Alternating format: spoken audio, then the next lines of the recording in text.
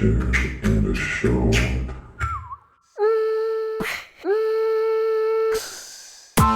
Welcome to Feature and a Short. I am your host, Justin Joseph Hall, director and editor at Four Wind Films and Catravant. As many of you avid listeners know, at the end of each season of Feature and a Short, although we have not done a full season, we dole out our Fresh Air Award. What is the Fresh Air Award, you might ask? It's the conversation you're about to hear. Four cinephiles arguing in the favor of 5 movies from the assigned decade. When we are discussing, we won't be talking about the best movie from each decade per se, as so many other awards talk about, but rather we're looking for the work that has most impacted movie making, truly discussing influential motion pictures.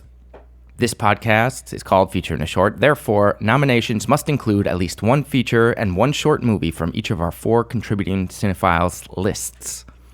A feature is defined by the Academy of Motion Picture Arts and Sciences as any movie over 40 minutes, and a short is any movie under 40 minutes.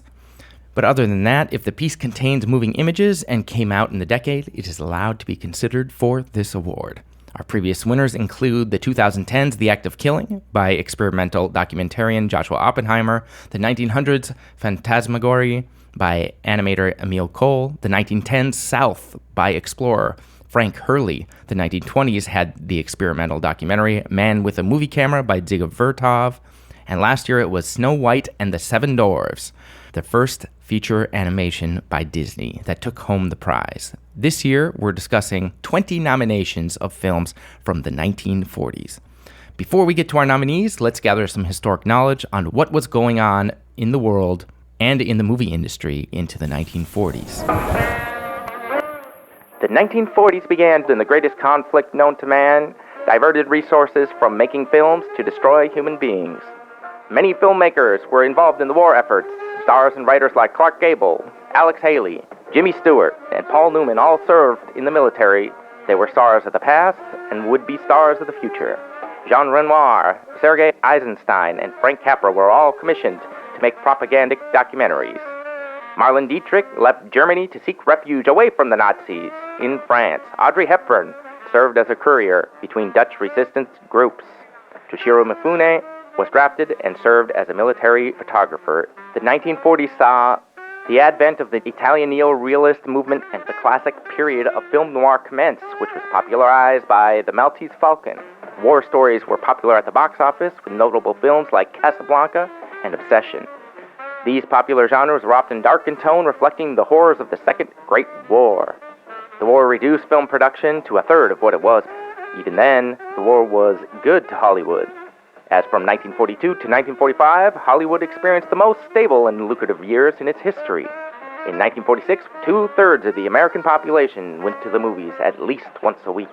However, anti-communist investigations into stars like Edward G. Robinson, Elia Kazan, and Dalton Trumbo led to the end of the golden age of cinema.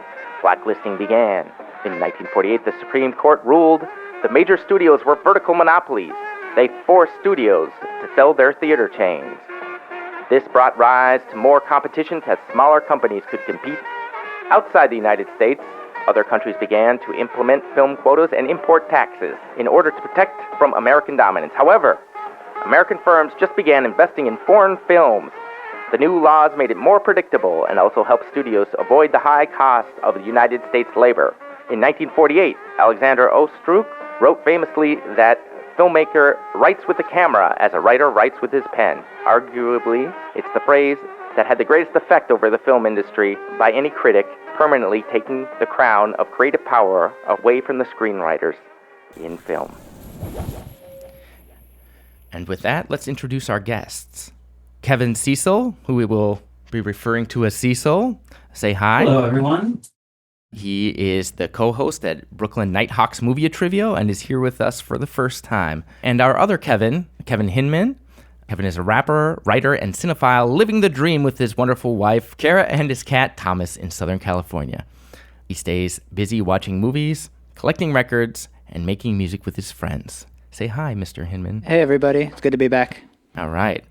John Robert Hammerer, we call him by JR, so we're going to do that in this podcast, has been fascinated by films and filmmaking ever since he was wearing out a VHS tape of Fantasia while under the influence of chickenpox. He has directed numerous short films, edited film, television, and web content, and worked as an assistant editor and dailies technician for clients such as HBO, A&E, and Netflix. When not at work, he can be found somewhere in New York City being weird. JR, you want to say hi? I do want to say hi, so hi. Great. And I, Justin Joseph Hall, am an award-winning multilingual director and editor, founder of 4Win Films and Quatre Vents. You know me, my creative work has been acquired by major television networks.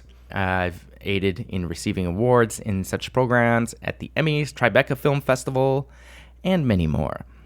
So thank you to the great panelists. I love film history, and I love getting together once a year to learn and discuss the medium that affects our lives on a daily basis. We're ready to get started with the Fresh Air Award.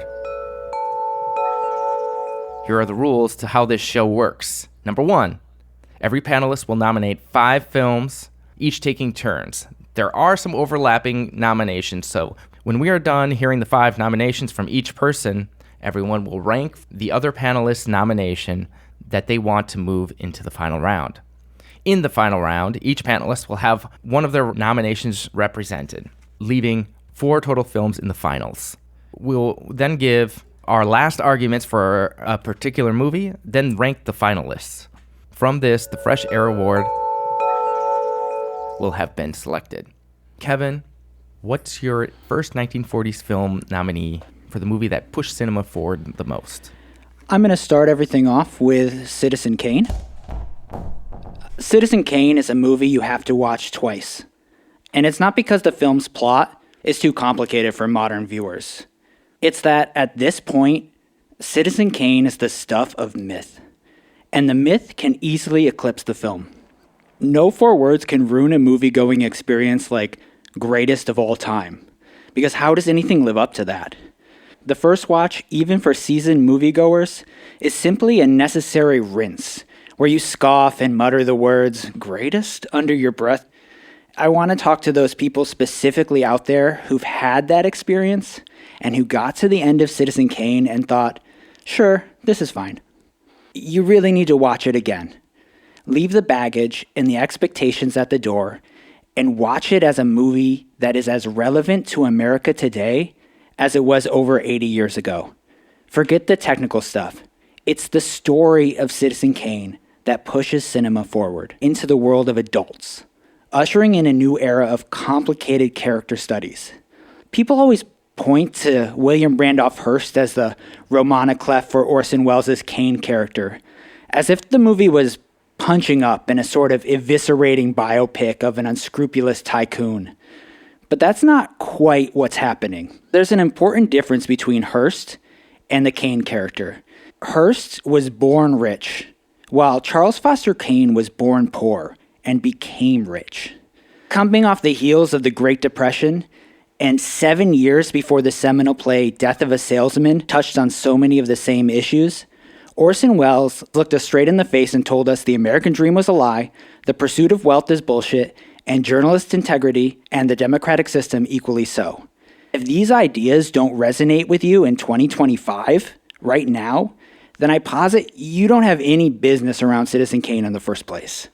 But if they do spark something in you, watch Citizen Kane again because the film is a deep, rewarding valley. Citizen Kane was a movie that I myself nominated. Orson Welles is going to all the famously innovative techniques. He may not have invented each one. Pauline Kael cited The Power and the Glory as an influence on the nonlinear script, and filmmakers like John Renoir had been experimenting with the deep focus long takes. But he took all these disparate elements and he fused them together in a way that made them sing. Kane was released in May of '41. Citizen Kane's influence was almost immediate. John Huston so admired Welles' willingness to take on power and get away with it, he went into production on Maltese Falcon the next month, June of '41, and already began incorporating some of Kane's techniques. Following those two, the already emerging film noir style continued to evolve, often using deep focus, which is synonymous with Welles and Kane. This is one of my nominations. You can see the obvious technical achievements from the beginning. And they say that over half of the shots in the film have special effects. They're not mind-blowing special effects. It's not Marvel where you're like, wow, you can't do that in real life. He used a lot of visual effects to make his smaller budget go further. And there are so many other little camera tricks that just makes the movie seamless. One of my favorite ones is going through the window on the roof to start a scene. As the thunder and the rain pours, we see Charles Foster Kane's ex-wife in the neon lights. It blurs her and makes her distraught. It's just a way to slowly set the tone without saying anything. It's so heavily stylized, using every tool at the disposal. When we meet the young Kane as an adult, when he's asked about how he's running a newspaper, and he just says, "Oh, I don't know how to run a newspaper. I just try everything I can think of." And Orson Welles didn't know how to make a movie, and he tried everything he could think of, and it's still a touchstone to filmmakers today. He's a cocky son of a bitch. He is a cocky son of a bitch. The legacy of the structure that Welles and writer Herman Mankiewicz design is almost as impactful as the visual style. Velvet Goldmine, Tom Haynes' film, is overt in his structural theft. Thematically, you have films like The Recent Brutalist, The Masters, Social Network, at the way the accumulation of power leads to the corruption of character. This movie contains no taste of vegetables. They're well blended. Hey, I like vegetables. Yeah, I love how we always use that to be like, vegetables are gross. Oh, man. Part of the myth, it's not just that this was Orson Welles' first feature or that he got full creative control at a time when that was unorthodox. It's the fact that he exploded onto the scene, pushing the full possibilities of the medium. Because before this kind of cinematic trickery was pretty much reserved for genre films, movies that were breaking with the sheen of naturalism. Citizen Kane was considered financially disappointing at the time, and although film is a business, it's often thought of as a short-term business, but copyrights don't run out for 70 years after the author's death. And Citizen Kane is still making money today. It shows us that a film's worth is much more than just its success at the box office. I don't usually like to argue against any particular film that people nominate here, but I think this one is a colossal giant, and I think we need to knock it down a peg.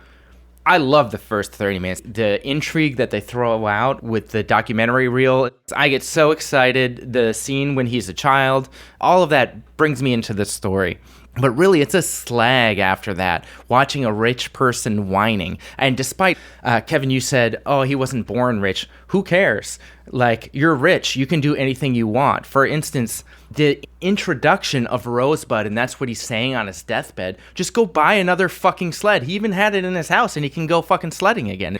It's not a big problem. So Citizen Kane is just a rich man who tortures his wife twice, and then we're supposed to feel sorry for him because he wants to be poor. Charles Foster Kane ran a yellow journalism column and was unkind to both of his wives. So, there you go. Without going into an entire long diatribe about unlikable main characters, I think Orson Welles is very interested in villains, and all of his films, he typically plays the villain role. Most of his films, the villain is the central figure of the film, and yes, part of that is allowing yourself to feel sympathy for a villain. It engages us in a way that is meant to say it's neither this or that and make you feel uncomfortable about it. But I think it does take a position in, like, we're supposed to idealize with what Citizen Kane says that he believed in, but he didn't live his life that way. And that, I think, is a central problem with Citizen Kane. And in future nominations, you'll see other films that do the opposite, where you see a main character who says and does what they believe in, despite money. To the extent that I think he's supposed to be a sympathetic character, the movie underlines a lot of his faults. Sometimes his faults are with building up Susan Alexander. She kind of throws an offhanded, oh, I like to sing. And she doesn't say, I want to be a star on the stage of the opera. But because he has this desire to be like, well, they screwed me over and used this not even relationship at the time to tar my political career and ambitions. So now I'm going to use my money and wealth to make her do this. And it kind of corrupts her. It kind of ruins her life because she was happy before he came along. And then it destroys him. With Kane, especially in those like younger years, he's expressing this idealism, the whole Rosebud thing. It is the central fork in the road for him. That was the day when his new guardian whisked him away. What would his life had been if that had never happened. It's presented in a way where that's the only fork in his life that somebody else controlled. And that's how we're presented Kane as a character. Our parents control our life more than we do. And it's not just the parents, because he obviously acquires the newspaper and acquires a position of great wealth. But even within that, he only has so much influence on the world. His political campaign famously fails because of what's discovered with Susan Alexander. And as the years press on, he builds Xanadu, which, whether he's aware of it or not, is this gilded cage where he just withers away into irrelevance. If we set aside that if Citizen Kane is great or not, I'll remind Justin, this isn't about greatness, this is about influence. And the influence is undeniable of Citizen Kane. It echoes through the years. Yes. Okay. So, JR, do you want to move us on past the most famous film in all of cinema? Sure. And since this movie was already hinted at in my bio, I figured this might as well be the time to bring it up. My next nomination is Fantasia from 1940, a Walt Disney production from a gaggle of directors. The original plan was to create a version of the Silly Symphonies. We discussed one of the Silly Symphonies, Flowers and Trees, in our 1930 edition. The goal was to make the ultimate Silly Symphony, full color, a new design for Mickey Mouse. Costs were going up, and it was then that Disney decided, you know what, maybe we should do this as a feature. What ultimately developed was an anthology of multiple selections from the classical music canon. You have dips into a fairy realm with the Nutcracker Suite. You go to prehistory. The furthest experiment that Walt Disney did, at least in the feature realm, so experimental that it befuddled audiences. I've been doing this podcast for like 4 years, and almost every time I talk about how much I love movies and music together. And this is such an incredible example of that. It's Disney saying, here's everything animation-wise we've discovered how to do thus far. And it's essentially going to become the Bible to Disney for the next 50 years. You can see bits of Fantasia in almost every single feature Disney film until the 70s. It's really a delightful watch, whether you are or are not watching it under the influence of chickenpox. As opposed to other things. Yeah. Just to speak on the surround sound, Disney called the process Fantasound. It had to be manually done. They had to build special theaters to house the surround sound. People were under the stage manipulating the stereo speakers in real time. It was extremely cost prohibitive, and the movie financially did not do super well until they re-released it. And the movie went through many, many edits. Now you can see the entire film, but for a long time, it was extremely truncated. The sound was mixed differently. At one point, a completely new score accompanied it. I was kind of struck this time at how cool the live action scenes were. Like, just the colors are so vibrant and bold. I remember being kind of bored at those parts when I was younger, but... I was going to say, yeah, you found it interesting because you're old. Yeah, exactly. I felt the same way. I was just like, whoa, this is like actually kind of cool. It was at least much better than my memory. Those setups, they're really important to make it a family film, the Disney brand, to have parents and kids watch a film together. It's exactly what their audience wants. And I gotta say, it was so much fun to watch with my 3-year-old kid, and The Apprentice was my favorite when I was a kid, obviously because Mickey is there. But I thought it was so smart that they have Mickey come out and talk after his scene.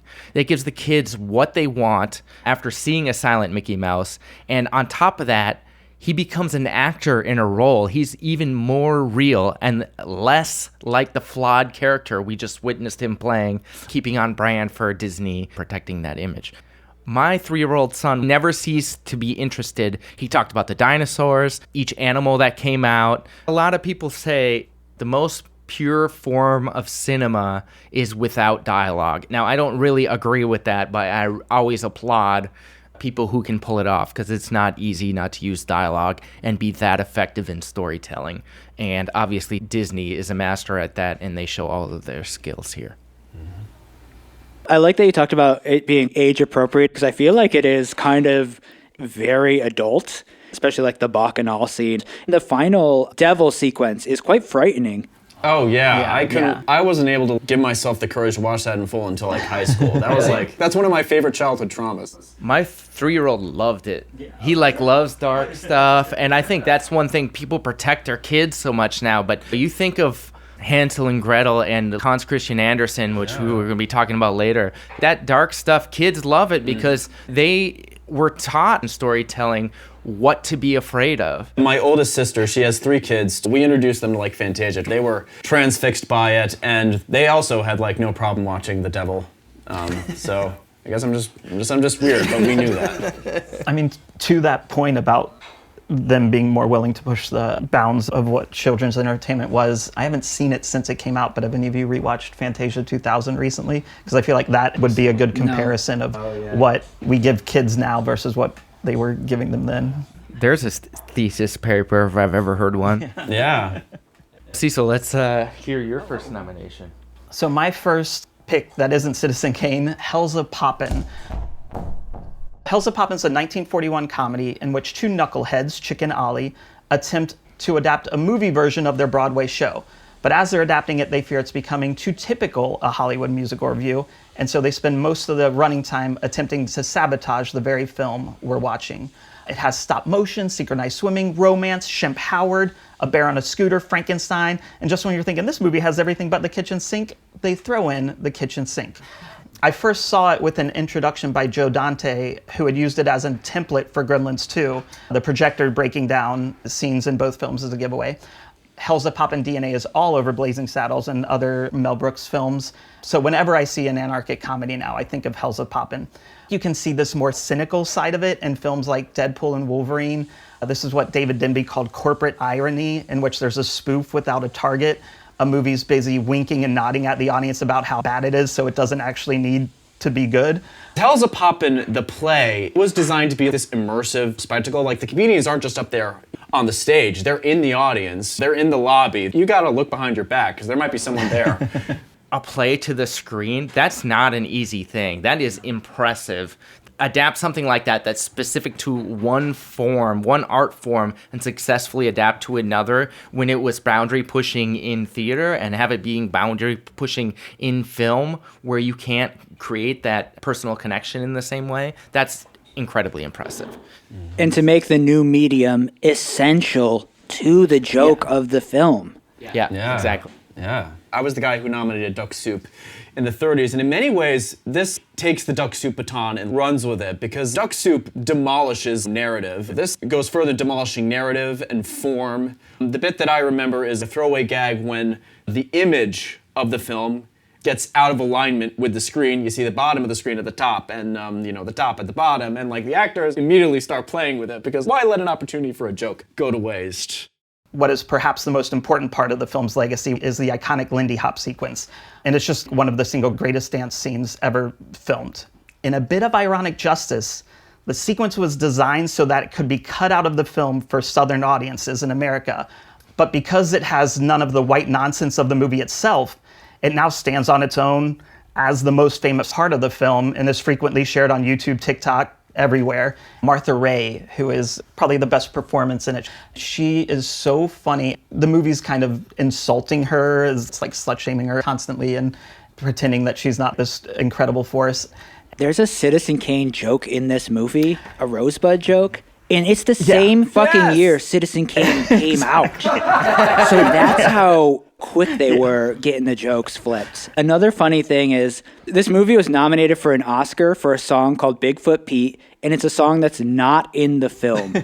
And they mixed it up in the official ballot. It's from another film that came out like a previous year, and it's still on record as Hellzapoppin, Bigfoot Pete Oscar nomination, even though that's nowhere in the film, and I think that is really apt for this that is particular so appropriate. film. I don't think I knew that. That is perfect. I think great job, movie producers. Yeah, You know? in the cartoon nature of the movie, a spoiler for Hellzapoppin, but it ends with him getting shot for having written the film. And but then he just spews water out like that because he's drinking water and just spewing it out in such a cartoon way. It's so good. The original director, H.C. Potter, didn't even create this. He reportedly was upset. The producer, Alex Gottlieb, assigned a new director, Eddie Klein, to shoot new scenes with the fictitious projectionist. Then Potter commented that, quote, A lot of things I had worked very hard on, innovations, were, after I had left Universal, gone completely. I screamed and yelled bloody hell, but there was nothing I could do about it. Watching a movie like that, where it's that insane, that off the wall, that different, and the director's still upset that he didn't get all of his ideas in, you want to see the outtakes of that. You're like, where is the Criterion edition of this What film? wasn't allowed in this? Yeah, exactly. Yeah, the original idea was that when the characters talk to the projectionist, there would be no cut to the projectionist. It would be as if they were talking to the specific projectionist in your theater. And so it is like a truly innovative idea that, I mean, all the Shemp stuff is great and it still works, but there is something to be said about that original idea of just being as if they were talking to someone who is behind you in reality. This is how I feel about the movie, if you wanted to know, Kevin. One reviewer said, and I think he wraps it up for me, if there's nothing memorable to take away after the show, it is at any rate enjoyable while it lasts. That's very fair, yeah. If you can see it in a theater with a crowd, it's a more full experience than watching in a muddy YouTube video Home Alone, even though I've done that multiple times. It also should be noted, this movie has been out of circulation for a while due to legal issues regarding ownership of the play and stuff like that. All right, let's move on to my first nomination. I do believe, Cecil, you also did this one, right? I'm going to do Thief of Bagdad. Thief of Bagdad was shot over 2 years on 2 continents. It was originally set as an operatic musical. The lead creative in charge of this film was producer Alexander Korda. And my goodness, there are a lot of film historians that have a lot to say about Korda. Korda was known for putting together the famous Powell and Pressburger, who we'll talk about later in this podcast. He wanted us to believe in the magic and the beauty of the impossible. And he did so, Korda, by bringing back excess, fantasy that we saw in the silent epics of the 1920s and 1930s. This highly ambitious film was directed by 3 directors, Ludwig Berger, Tim Whelan, and Michael Powell. The film is incredibly beautiful, not just the sets, not just the costumes, but beautiful people. Thief of Bagdad led to the first use of chroma keying, which is now more commonly known as green screen or blue screen. The genie superimposition of smoke via the chroma key looks almost like a kid trying it for the first time in high school. So you can see like the little blue outlines over like the galloping horse, whatever, but it adds to the charm. Not only do they use green screen replacement of backgrounds, but they took the time to have the object of the green screen go behind another object. This shows depth in the scene, and it's evidence that they didn't take shortcuts to tell the story. What shouldn't be forgotten as well is this film didn't solely rely on green screen. Alexander Korda was telling the story that he best could with all the cinema tools, plus invented some. I also nominated Thief of Baghdad. I was watching a lot of the extras on the Criterion channel of this film, and almost every interview about The Thief of Baghdad, Scorsese, Coppola, special effects legend Dennis Muren, kept mentioning that it used to play on TV over and over and over again in the 50s. So all these little boomer Hollywood filmmakers are just absorbing this movie. You can see it in its influence in Coppola's playful effects in Dracula, in Scorsese's Hugo, and in Star Wars. And its DNA is just all over the Indiana Jones. From the setting of the Lost Ark to the kid sidekick in Temple, to old men in a cave who have been trapped for 1,000 years in Last Crusade. I've also been watching Pee-wee's Playhouse with my 2-year-old, and the coloring and style of its genie Jambi is clearly a nod to this Korda film. In December, I saw a screening of Flash Gordon, which was 40 years after Thief of Baghdad, and it was striking how little the effects had advanced in that time, and it really looked like they could have been made 2 years apart in terms of the effects. There's all these occasional moments of actual violence, and for some reason, the one that got me was the slashing of the guard's face. They're legitimately intense and just pop in contrast to those lighter fantasy elements. We talked about Citizen Kane as the auteur movie of director with complete control, and so this is clearly more the classical producer as auteur film. It's so vast in scope, exciting set pieces. Korda had multiple directors working at the same time to put it all together. In terms of legacy, this is kind of how we understand Kevin Feige's control of the MCU. And just to close out my section, it might have had a little influence on Disney's Aladdin too, just a little bit. What hasn't been mentioned yet is Sabu, the actual thief of Baghdad. Sabu, I think it's partially his childlike height and his innocence that gives him that charisma. He's sort of like a Tom Sawyer in a different setting, getting into trouble all the time. Yes. He was like pretty much the only person of color star in England in the 40s. And while his character is nominally the sidekick to the prince, he is brave, he is fun-loving, he's adventurous, he is allowed to be a full personality. And I gotta say, I think he has as much screen time or more than white protagonists. He's clearly the star of the film. But it turns in the middle. Yeah. You know, I think that's what's interesting. I do wonder if there's some sort of racist element behind the splitting of the character into two people, because originally the Sabu character and the lead are one character, and in this they're two separate characters, so like a lead and a sidekick, where the white man gets to have the sexual affair while like Sabu does not. And I think it's important to talk about the lack of the Middle Eastern people, especially the women in the film. I mean, the lead woman is white, and on top of that, Sabu is not Middle Eastern as well. He's Indian. That doesn't bother me as much in these historical films as it would today, and part of that is it wasn't as easy as travel. We weren't as diverse in the United States or have this globalization, and the story might not have been told if it weren't whitewashed. So I do think that's something that we often forget nowadays when we look back at history. The world was less connected, but still today the film feels inauthentic for that reason. Yeah. And for instance, the movie uses exoticism as an excuse to show more skin on women and men, even though I don't know if it's fitting. We don't know the culture, and so flesh on screen feels more innocent in fashion than, let's say, a G-rated movie set in the United States or something like that. This full fantasy world, which isn't set in the real Arabia so much as it is an idea of an Arabia or a dream of an Arabia. And it's this pure fantasy world with all sorts of sensory delights, things to see or smell or taste. The film also uses a lot of rich Disney-like sound effects, throwing objects, running down the steps. This movie is one of the most enduringly popular movies of all times. It's been put in theaters 12 different times, and it still sells out. It's not as ubiquitous as The Wizard of Oz, but it still connects 80 years later. The next movie that I nominated for this little competition is Cat People from 1942, produced by Val Lewton and directed by Jacques Turner. They gave story editor Val Lewton a B-picture unit to start cranking out horror movies under 3 specific rules. Number 1, they could only cost so much money. Number 2, they had to be under 80 minutes in length. And the most bizarrely specific rule, they had to use titles that were given to Lewton from the top brass. And Cat People was the first of the Val Lewton chillers. It was innovative within the horror genre. We're not in the woods of Transylvania. We're not in a castle where people are being assembled before our eyes. We are in a modern urban America.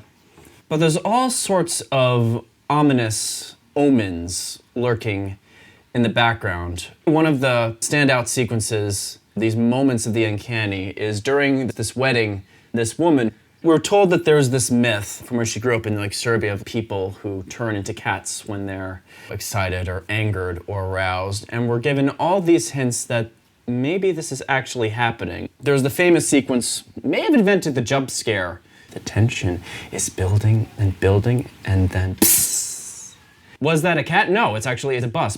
Val Lewton really tried to do horror against horror types, and one of the people helping him with that was editor Mark Robeson, who he stated about the jump scare, quote, that he put a loud sound of air brakes on so it knocked the viewers out of their seats.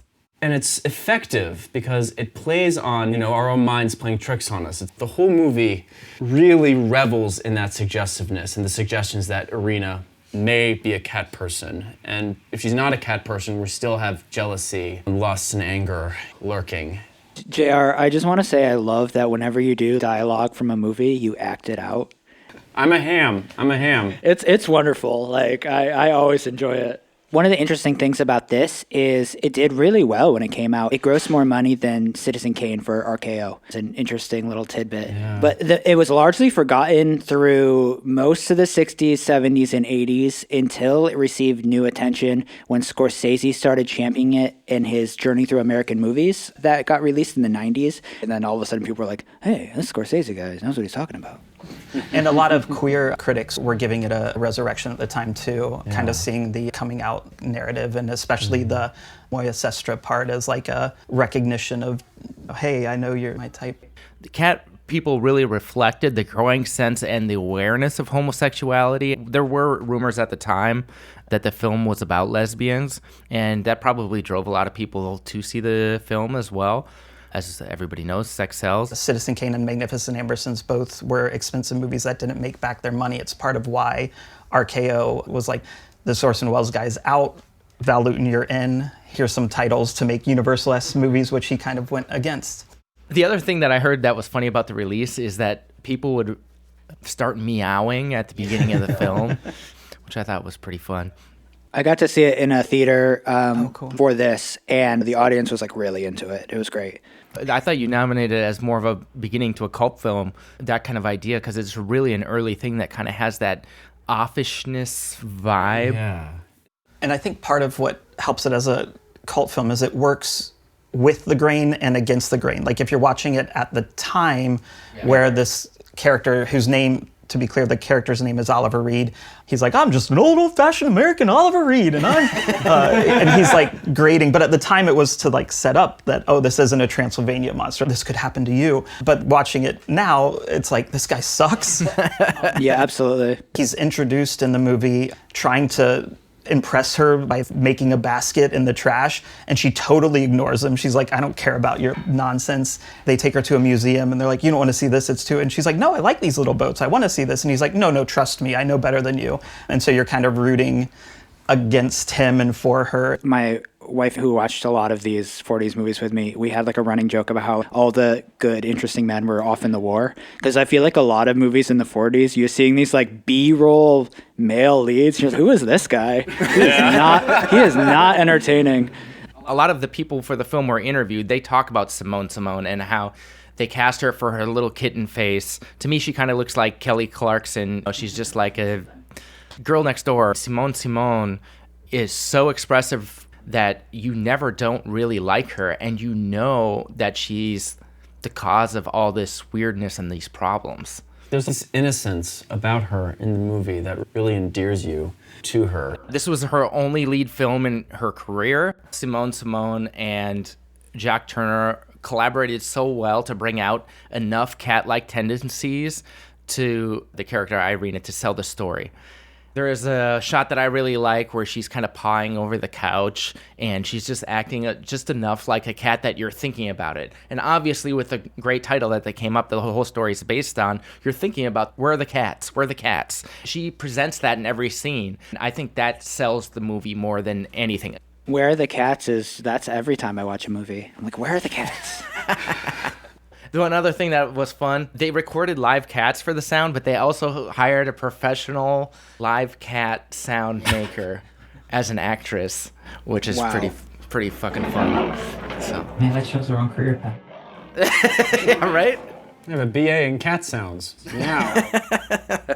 It was a very, very contentious set. The two women leads did not get along at all. Simone was known to be very jealous of almost all women around. Jane Randolph accused her of spilling coffee on her to prevent her from doing a scene. Simone, she got along with Lewton, and it was well liked by almost everybody. He overworked himself, so much so that he actually died of a heart attack in his mid-40s. Robert Ebert actually talked about the film, and he said, it's frightening and eerie in a mysterious way that's hard to define, with an undertone of sexual danger. He included this movie as a landmark in American cinema. This once B movie is now a part of the renowned Criterion Collection, which, means something to us cinephiles, I think. Hell yeah. I love it. For my second film, I chose Children of Paradise by Marcel Carné from 1945. If you've been following along with this podcast since we started these awards, you'll know that the first 4 decades of film progress have been largely viewed through the lens of technical innovations. We always talk about this movie pushed cinema forward because of things that it did technically.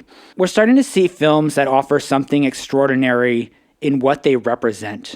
The plot of Children of Paradise is quite a complicated one, involving a love pentagon between a dazzling woman played with a sophisticated sensuality by actress Arletty and her four suitors, a Lothario, a mime, a thief, and a count.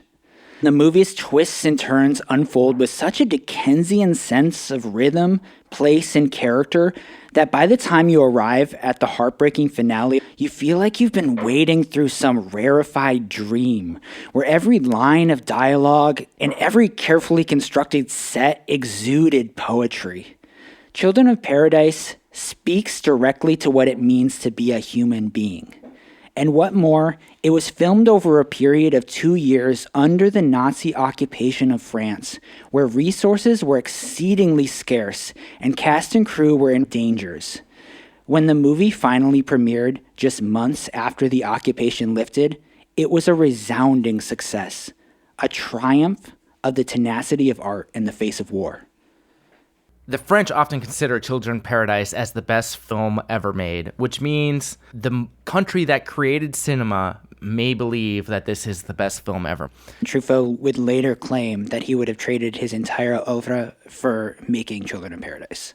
It's the only movie that ever made me appreciate mimes, which I think is important. The audience's hero is obviously Baptiste in Children of Paradise. He's based on the Bohemian mime Jean-Gaspard Dubureau. His character served as a romantic, decadent, and symbolist example of early modernist theater. So there's a lot of theater history set into this piece. It was actually financed by Italian companies during the war, and it was one of the costliest films in French history, made at the end of a time when people were desperate. It's written by Jacques Prévert. Prévert is considered one of the greatest poets and screenwriters in France's history of their written word, at least in modern times. I mean, they have a million great writers, but he is very highly regarded. I'm obviously a huge Jacques Prévert fan. I have his book here on my desk. I quoted him at my wedding. He really hated melodrama. And as you know, in early cinema, melodrama was all over the place. So he fought a lot of these cliches. The script was written during the Nazi occupation and was actually pre-approved by the Nazis, which obviously affected his writing content choices. Even today, we have, in terms of the mime and the actor, the soft boy and the fuck boy. Like, and so you have like the soft boy who's like, no, I want to make love to you and I don't want it to be special. And then the fuck boy then comes in and is like, well, if you're not going to do it, I'm here.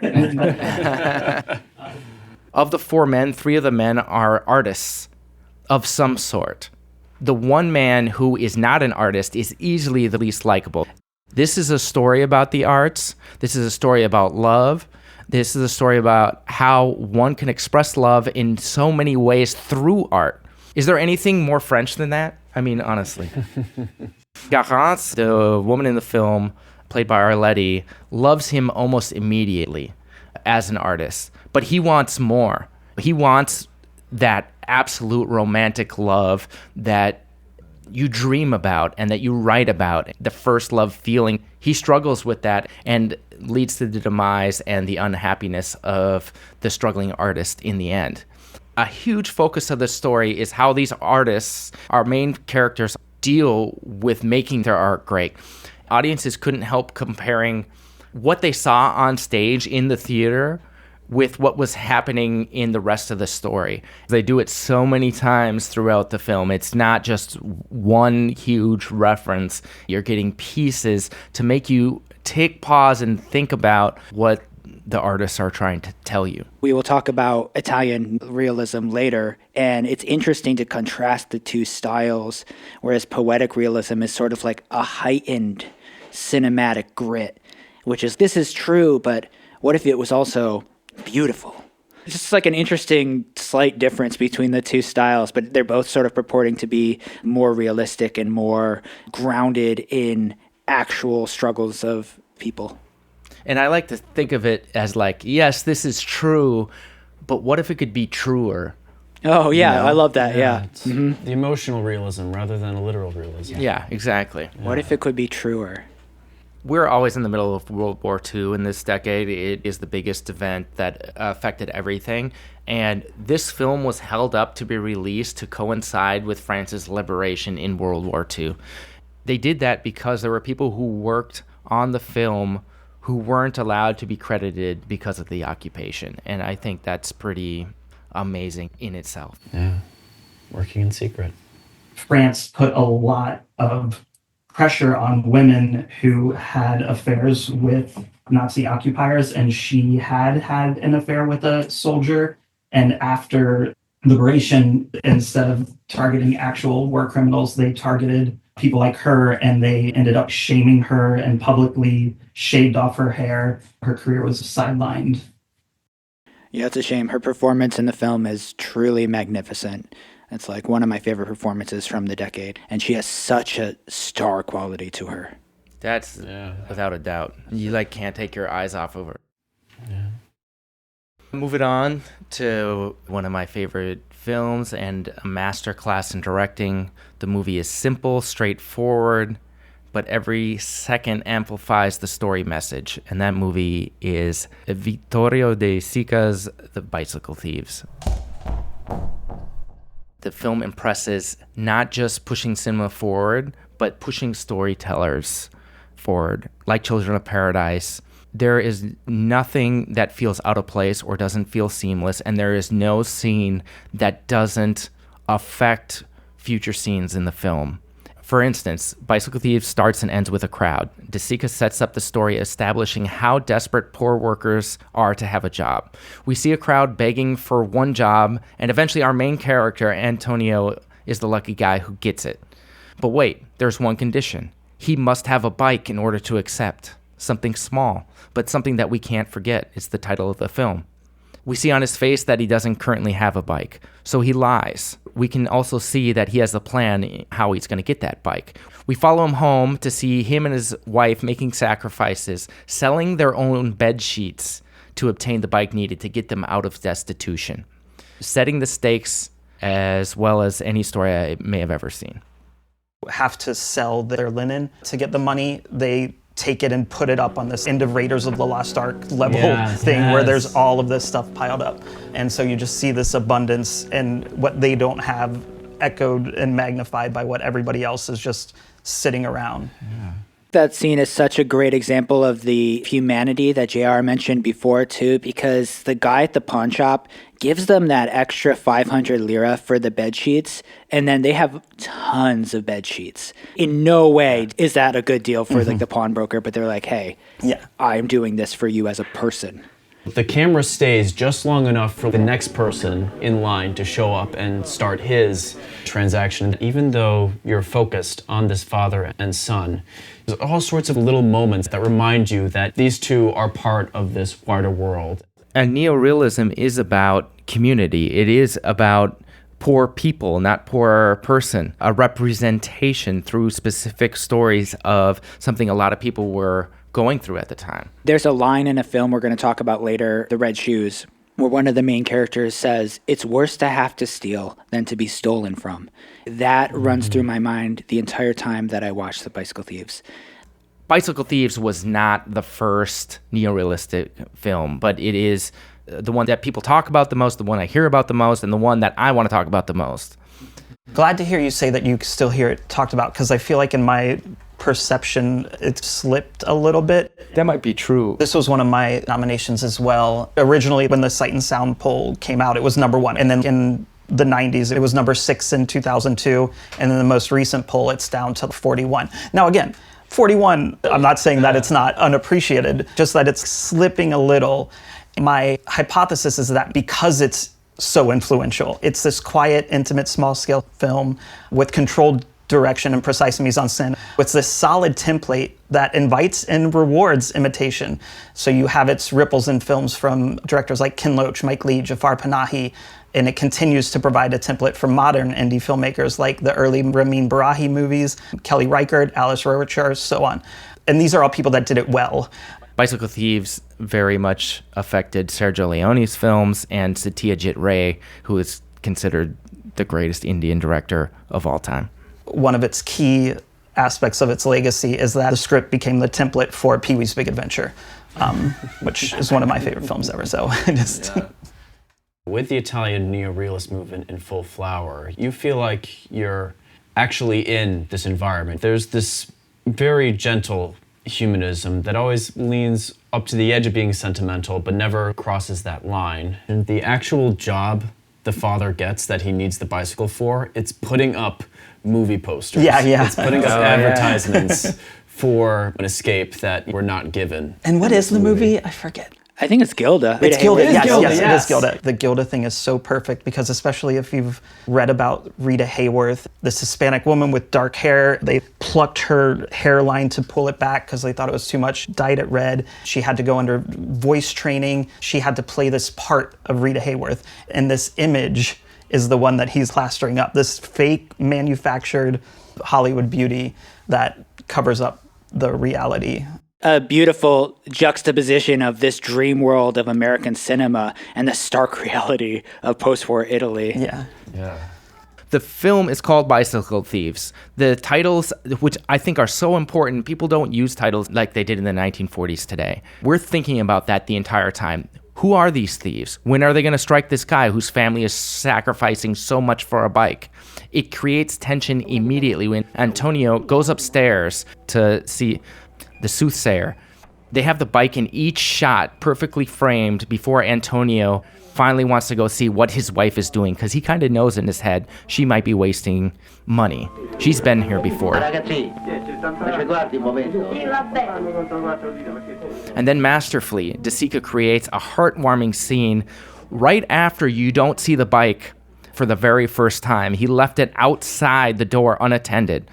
And during that time, he sets up Antonio's value on money when he denounces this soothsayer's treachery. You don't need to spend money on that, wife. This pays off later in the movie when you eventually see him waste money on the exact same thing because he feels so desperate.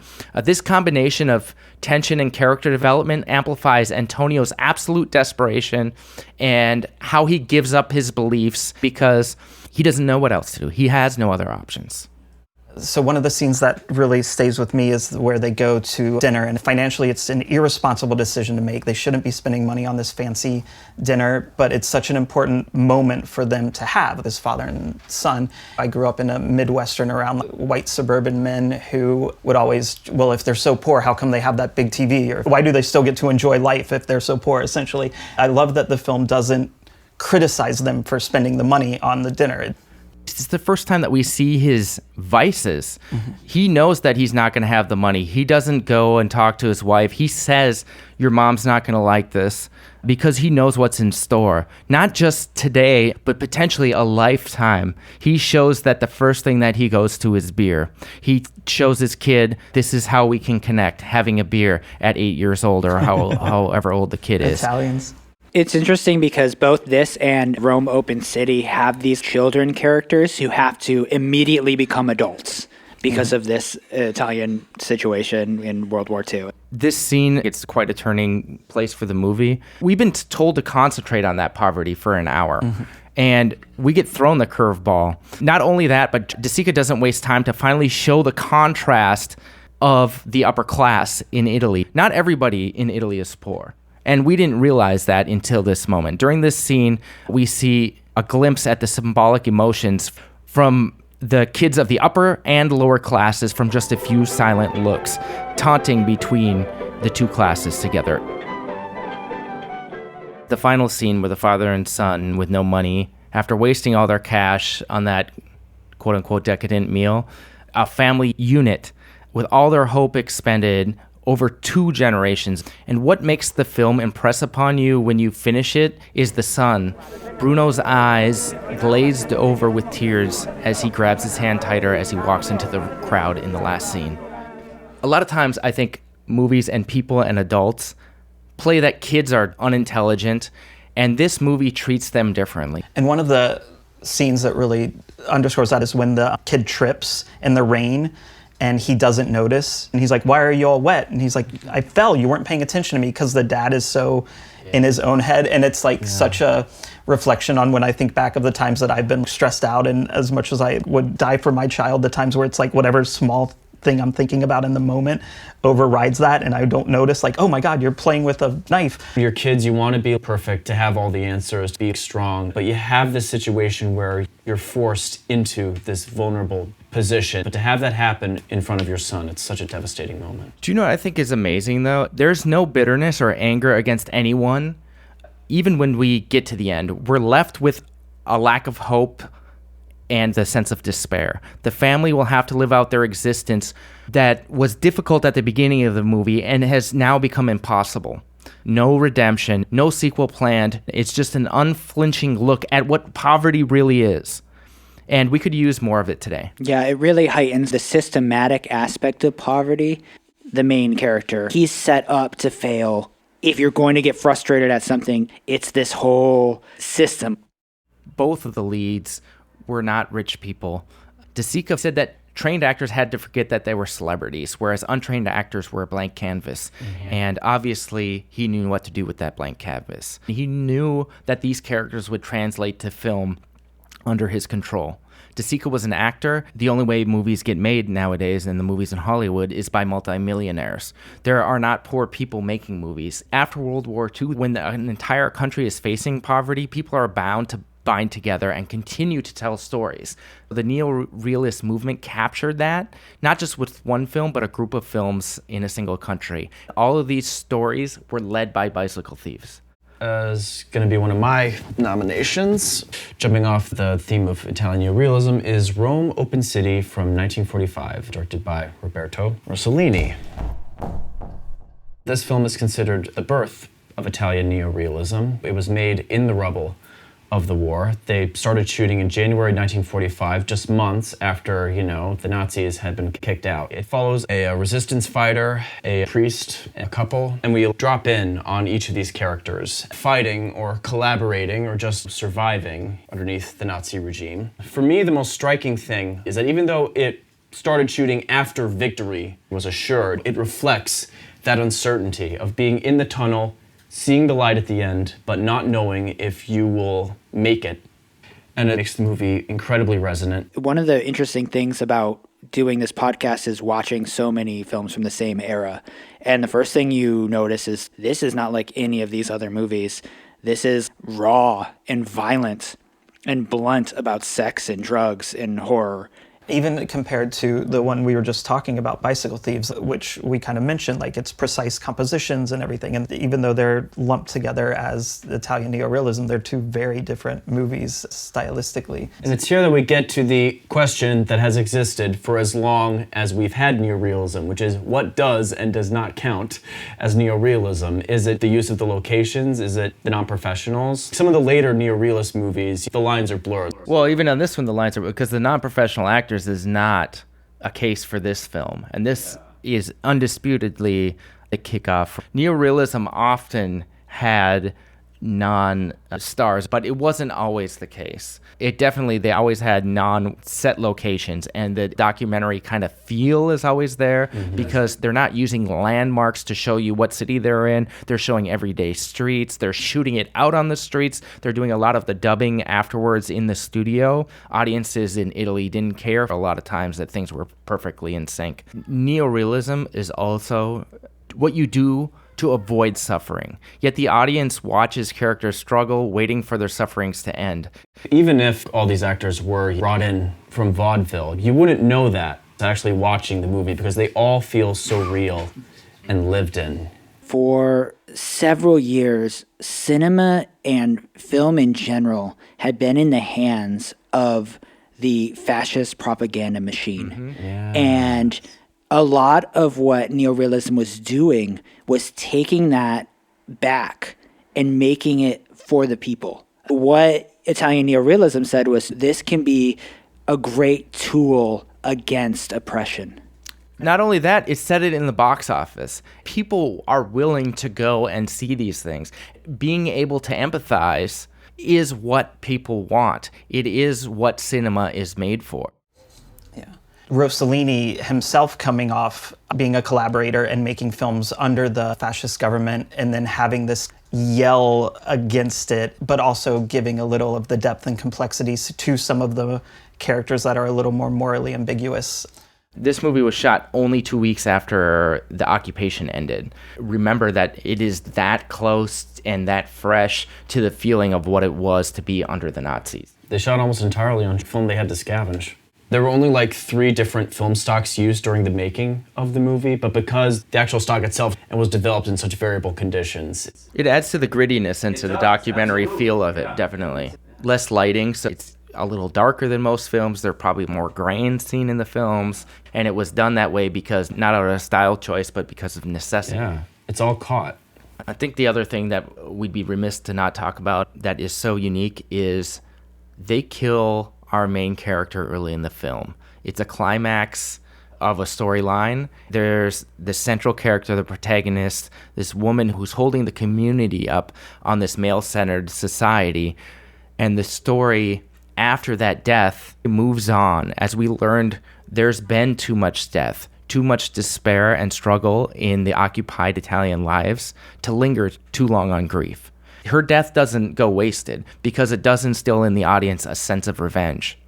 However, the story doesn't go that way. The characters know that revenge leads to death, and instead we see more resistance throughout the community for the rest of the film. The lesbian Nazi I found very visually similar to the queer Moya Sestra coded character in Cat People.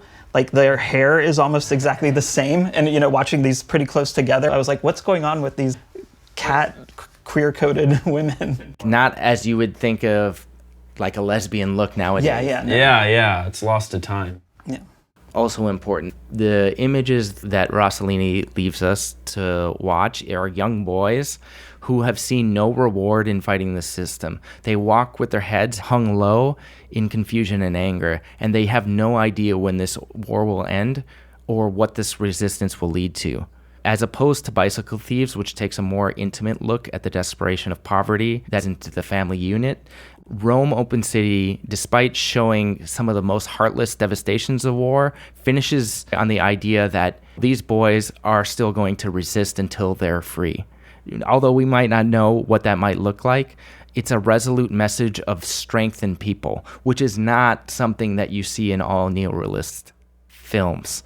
And this was the only neorealist film that went #1 in the Italian box office. This is the film that's credited with blowing open the foreign film market in the US as well. Getting us used to reading subtitles and furthermore. An important part of its legacy, and especially if we want to argue for it as winning this award, no other film can say that Ingrid Bergman saw it, and because it exists, Isabella Rossellini now exists. So there is a direct line between Rome Open City and Isabella Rossellini as part of its legacy. Yeah. My next nomination is Meshes of the Afternoon. We keep going back to Meshes of the Afternoon because it's so mysterious, but intentional. It doesn't feel random. I can't explain what every fetishized object symbolizes, but they all add to this calculated and evocative form that make sense as this filmic experience. Can I say, Maya Deren could tell you what every object meant. Yeah. And I think that's something that's very different and unique about the film as compared to a lot of other films that we talk about. 100%. And I think that intentionality shows in the movie. When you're watching it, you don't feel, oh, that's so random, that's so weird. You feel, oh, what does that mean? It draws you in. It doesn't keep you out. More classical surrealism often left a lot to random chance. The Dada is putting things together and collaging. But Darren and other directors like Kenneth Anger, who I think will come up later, made the randomness purposeful. We recently lost David Lynch. We're recording this 2 days after he passed, and his work just so clearly has roots in Darren's films, from doppelgangers, temporal layering, objects infused with meaning, all of this stuff from Fire Walk With Me, Inland Empire especially, is very rooted in Darren's films. Music video directors from the 80s on use this as a very clear template. Later, feminist avant-garde directors like Sue Friedrich. I also want to end this by recommending the incredible Marcus Penn. He has this ongoing series, The School of Maya Deren, on his Penland Empire blog. And it features side-by-side GIFs comparing images of Darren's films right alongside images from directors that she inspired. So there are a lot of chapters on Lynch, but he also shows her influence on the work of Julie Dash, Curtis Harrington, and even recent films like Skinamarink and Innie's Man. It's a great way to see how strongly Meshes has become enmeshed with the past, present, and future of film.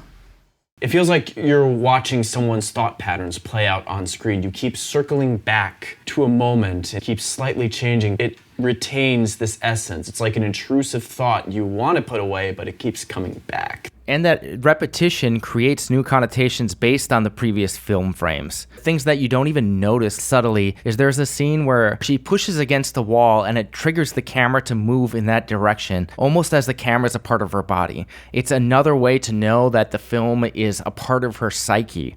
The movie skips from objectivity to subjectivity without transitions or preparations. This was so well thought through and so seamless that you get something new from watching the short film over and over again, which I think the best short films do. Yeah. It's as if she's building the rules as the film goes on. It exists within its own pyramid of knowledge and ideas. She broke continuity. She broke realism. She's looking at herself a lot of times. The shot where she sees herself is directly used later at the end of 2001. Yeah. So... Yeah. I was looking through the Marcus Pin thing, and he has that, a lot of the comparisons with 2001. Who doesn't list Maya Deren as an influence? She's made 75 separate shorts. This is undisputably the best one. There's not a more influential short in the history of cinema. People watch this in film school, in whatever film history class, and it gives you so many ideas. It makes you realize what you can do with almost no money. All you need is a film, a camera, and objects in your house. The way that it deals with female sexuality, female interiority, and self-pleasure, along with violence and the transactional nature of sexuality, is really blunt and unprecedented. Maya Deren dominated the first decade post-war in the United States for avant-garde cinema. Meshes of the Afternoon won the Grand Prix International Avant-Garde Film in the 1947 Cannes Film Festival. The film is in the public domain and has been for a long time just because of copyright notice laws. It's in the same way that we were talking earlier. John Huston saw Citizen Kane and then infused a lot of Maltese Falcon with that. Anger was actually making movies before. Then he saw her and was like, oh, this is what I should be doing. It's like the spark of the zeitgeist in a way. Speaking of Mr. John Huston, I'm going to talk about John Huston's 1946 documentary called Let There Be Light.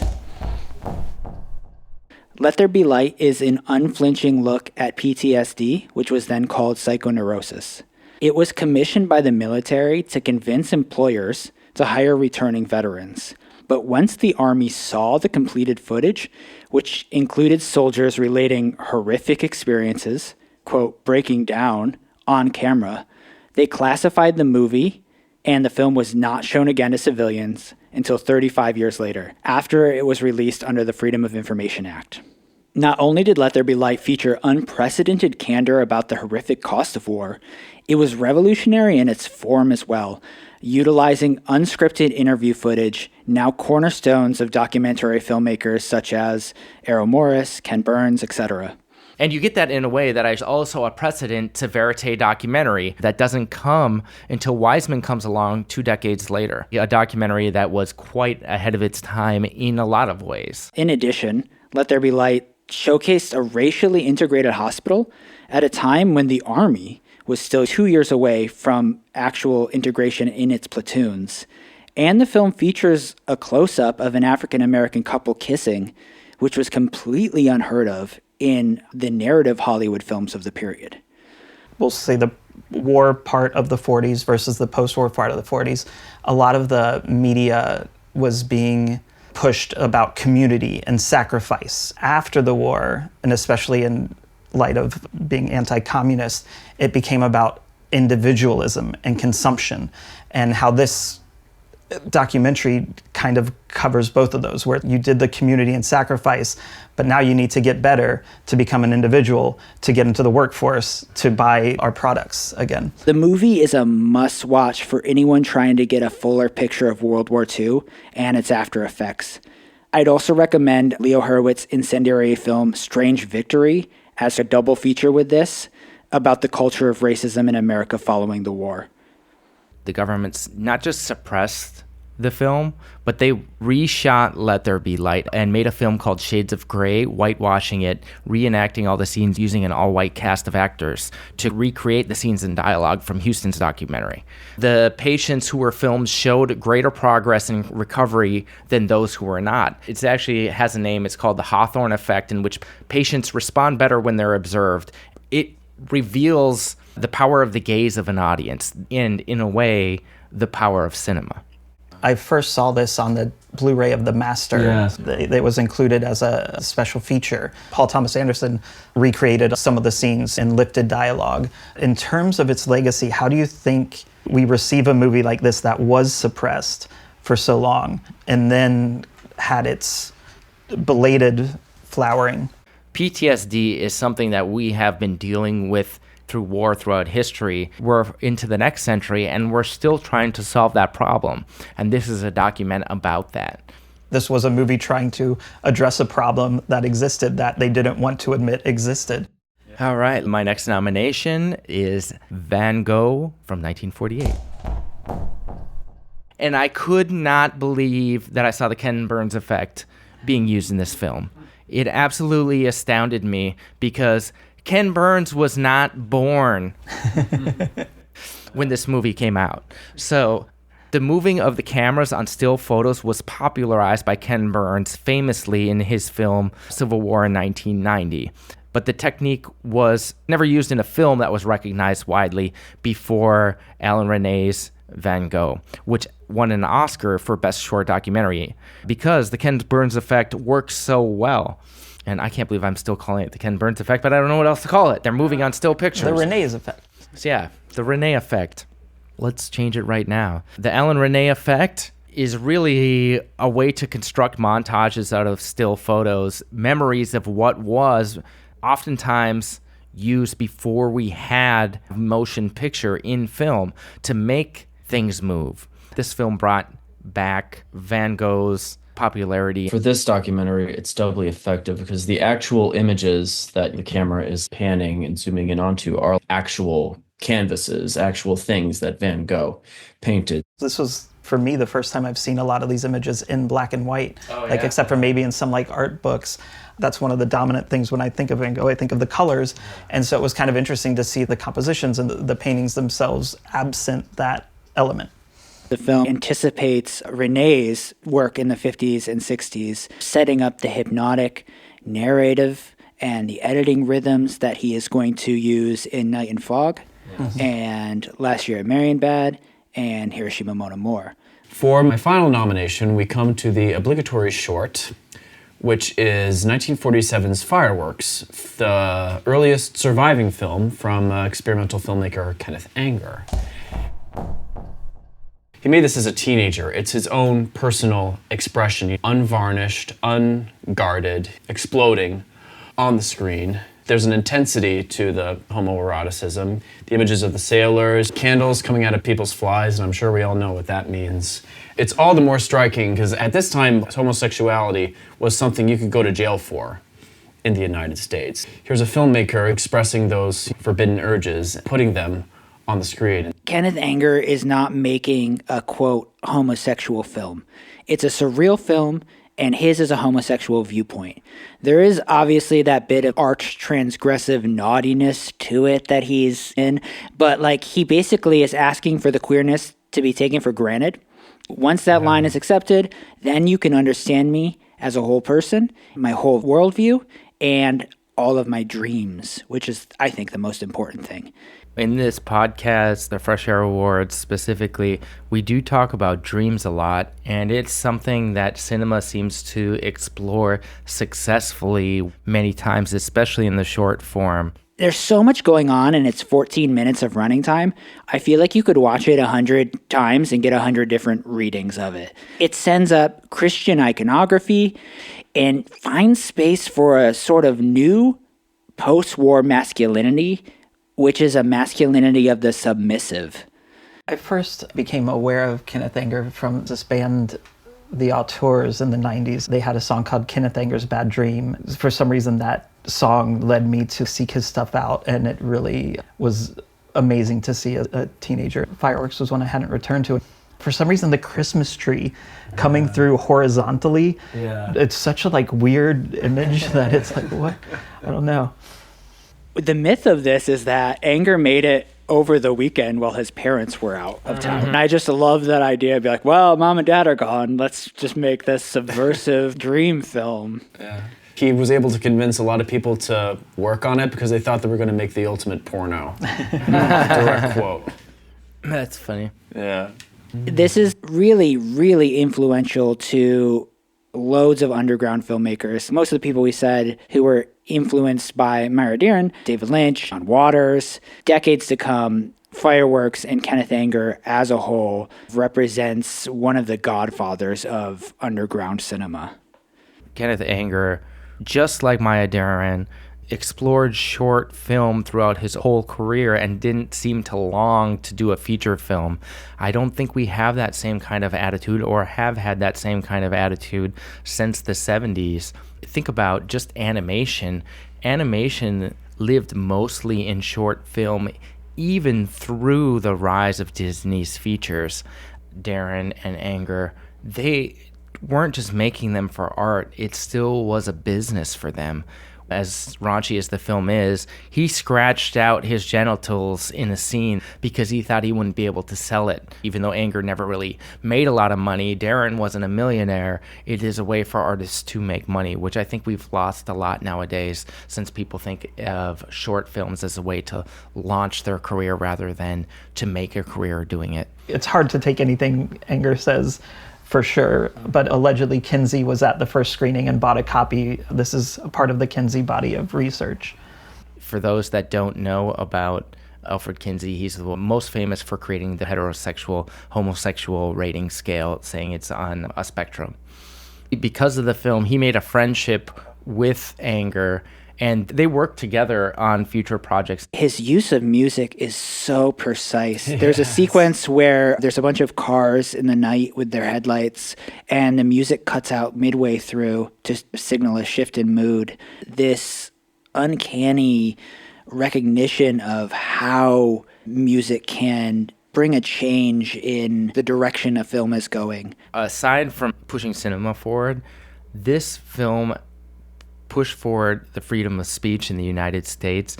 On October 11th, 1957, the cinema owner Rahauer was arrested on obscenity charges for showing the film. Rahauer was found guilty, but it was appealed and overturned on the grounds of artistic expression and became a landmark decision for freedom of speech here in the United States.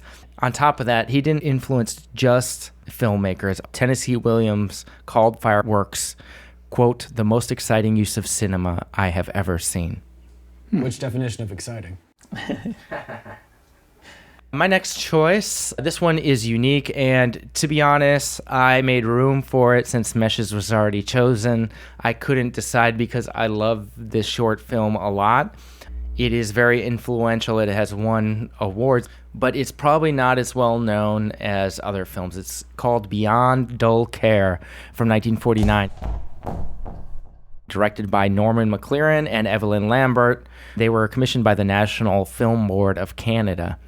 The film's music was expressed visually with emotion and finesse by painting and scratching directly onto the film stock, which is obviously not how you usually make a film. Director Evelyn Lambert was born in Ottawa. She was hearing impaired from an early age, which helped her focus attention on the visual world as a way of communicating through art.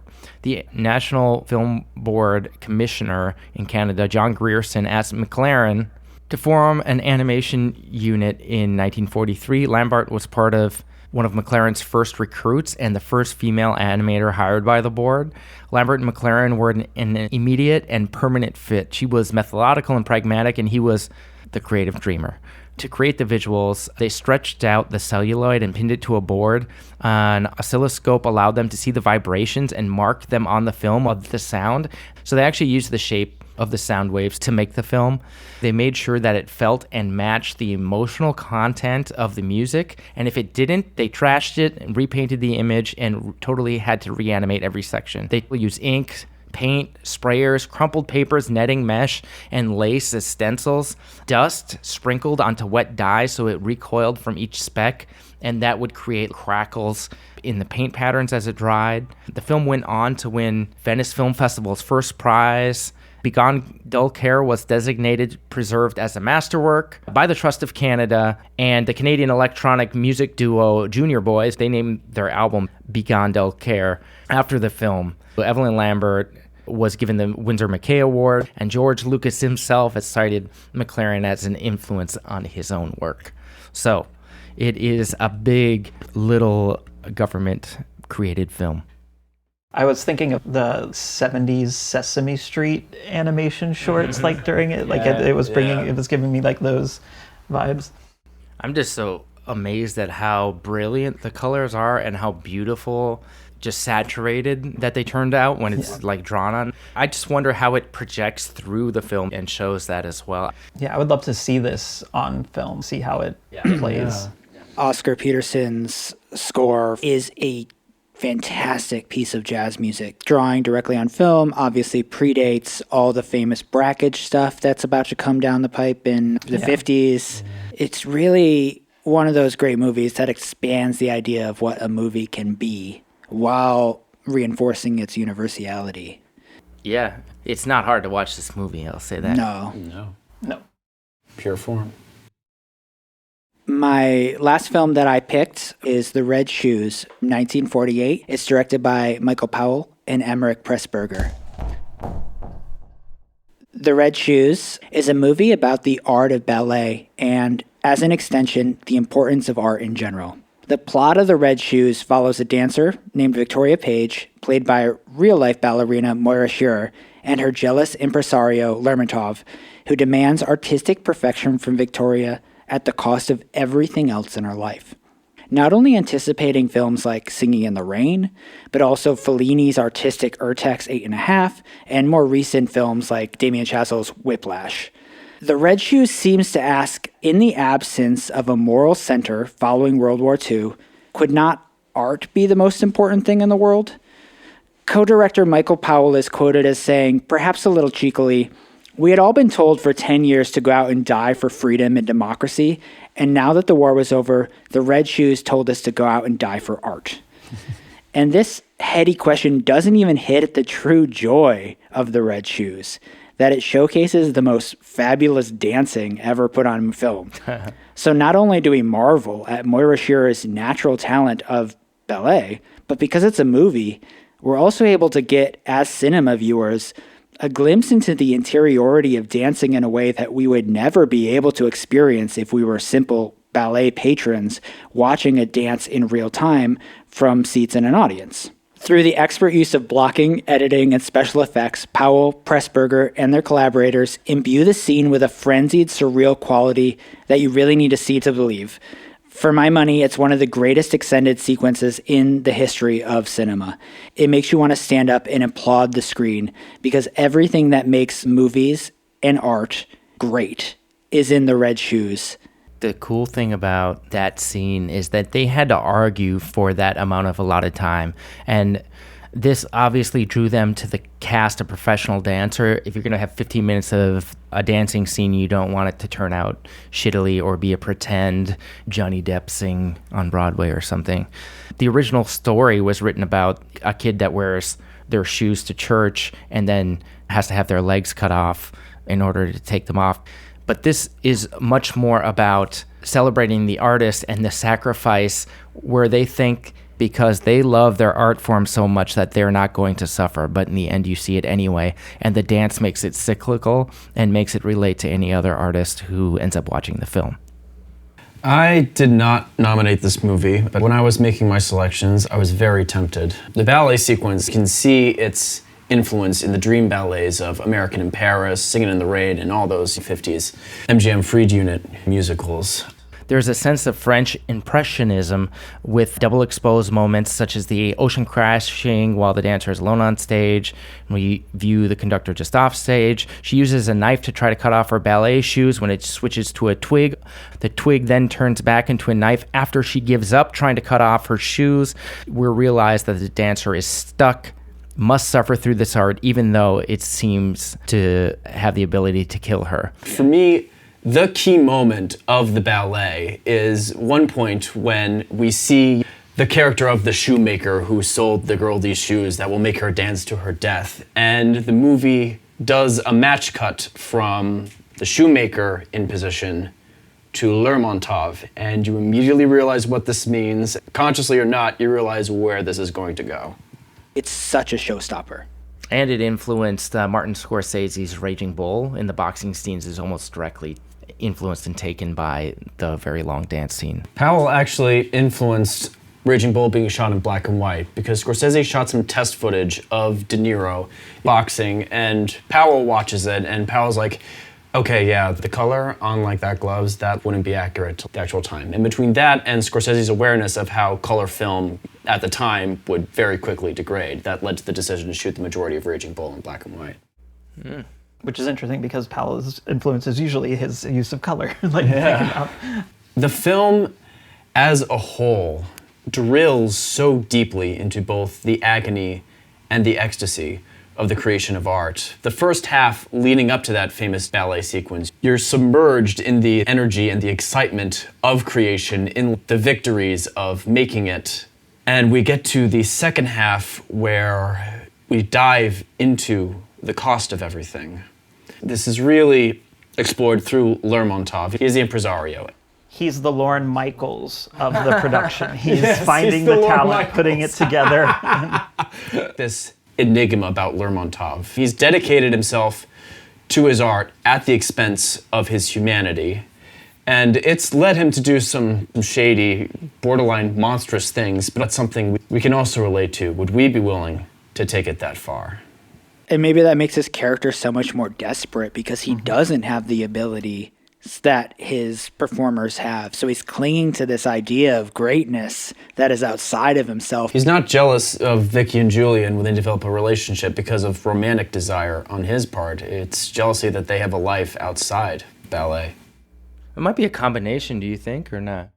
No, I realize this is open that. to interpretation, but personally, I don't see it as romantic jealousy.